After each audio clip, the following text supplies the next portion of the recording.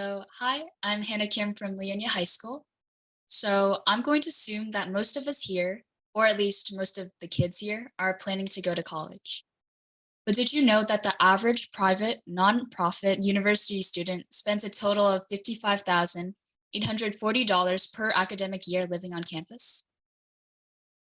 Um, but it's factors such as high tuition costs that I assume leads to the one out of every three students not graduating college.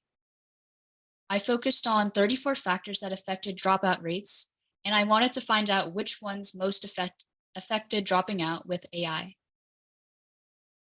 I used two machine learning algorithms, a neural network, and a random forest classifier.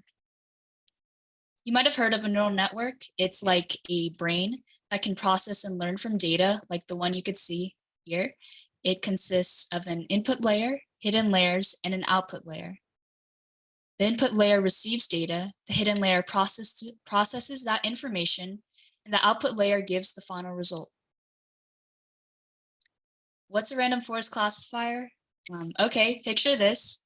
You're in a magic forest where there are many trees that work together to make decisions. Yes, these trees can talk. Each of these trees vote based on the information it's given. The outcome with the most votes is the final prediction of the whole forest. This is a basic idea of how a random forest classifier works, only it's code and not talking trees. So the dataset I used states whether a student graduated or dropped out in the target column and consists of factors that may affect a student's ability to graduate, such as GDP.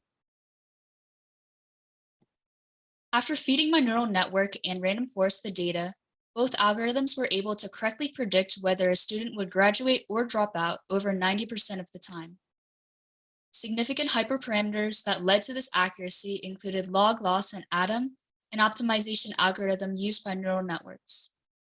For both the random forest and neural network, it was easier to correct true graduates over true dropouts because there were more graduates than dropouts in the study. True graduates are students that the algorithm predicted to graduate and actually graduated in real life. As I was saying, there were more graduates than dropouts, leading to the algorithms being more trained on graduate data. The random forest showed me that the most important factors for determining the likelihood for dropping out was the amount of classes the student passed, their grades, and whether the student paid for their tuition fees or not. This shows that the most impactful non-academic factor was a monetary one. Some of the factors that least impacted the random forest decisions included whether a student was international or not, and if the student had educational special needs. However, the low impact of these factors is most likely due to a lack of data, as there were not many international or special needs students included in the dataset.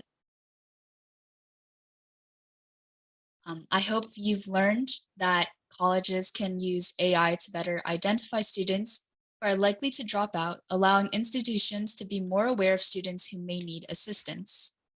To improve the study, I would need a lot more data. The dataset used had a little less than 4,500 data points, which may sound like a lot, but it is not nearly enough for a project of this scale. There would especially have to be more international students and individuals with special needs in the dataset, because up to a certain point, the more data a machine learning algorithm has, the more accurate it is.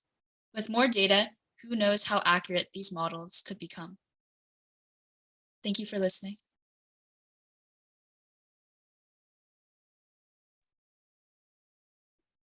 All right. Nice work. I think also, by the way, we're kind of matching. Not that, I mean, you're pulling it off better than I am, but my shirt is blue and it's kind of denim a little bit. Cool. So we have a couple of questions in the chat. First, so why did you decide on this topic? I'm a senior, so I was thinking about college. It was really important to me. I mean, it's still important to me, but it was really on my mind at the time. Absolutely. Yeah, I remember being a senior in high school. It was, I mean, the cost of education was the reason I decided to go to the university I went to. It was the cheapest of the three I was considering. So I think it's a very important factor to consider.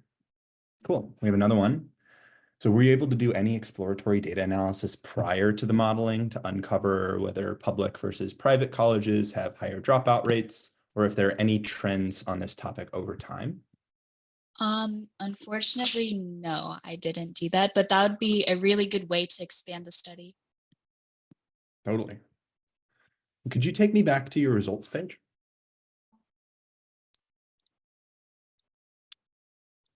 Yeah. Findings, yeah, right there. So totally on board with your most influential and least influential factors. But could you just demystify? I'm seeing 4 numbers, and you mentioned both models classified at a rate higher than 90% accuracy. So I assume the kind of 91 and 92 are accuracy. Yeah, I'm so sorry. Those numbers aren't supposed to be there. Oh, It's so they're supposed just to say invisible. 91. It just says it 72 for some reason. Oh, okay. Okay, cool. I was curious. You'd mentioned over 90%. So I wanted to ask. Yeah. Oh, here's another question.